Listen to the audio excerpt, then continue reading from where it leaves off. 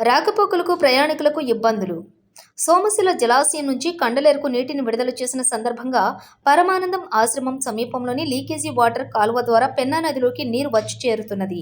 నీటి ప్రవాహం ఎక్కువగా ఉండటంతో లూజు మట్టి ఒరిగిపోయినది. కల్వర్టు కింద నుంచి లీకేజీ వాటర్ పెన్నాలో కలుస్తున్నది. కల్వర్టుకు ఇరువైపులా రంధ్రం ఏర్పడినది. దీంతో రాకపోకలకు అంతరాయం కలుగుతున్నది. నెల్లూరు బస్సులు ఆశ్రమం మీద నుంచి వెళ్లాల్సి ఉండగా వెంకటరెడ్డిపల్లి బైపాస్ మీదుగా ఉప్పలపాడు, కమ్మవారిపల్లి, ఖమ్మంపాడు మీదుగా బస్సులు వెళ్తున్నాయి. దీంతో ప్రయాణికులు అవస్థలు పడుతున్నారు. ఇకనైనా జిల్లా అధికారులు, ప్రాజెక్టు R&B అధికారులు స్పందించి కల్వర్టు పనులు త్వరగా పూర్తి చేయాలని మండల ప్రజలు కోరుతున్నారు.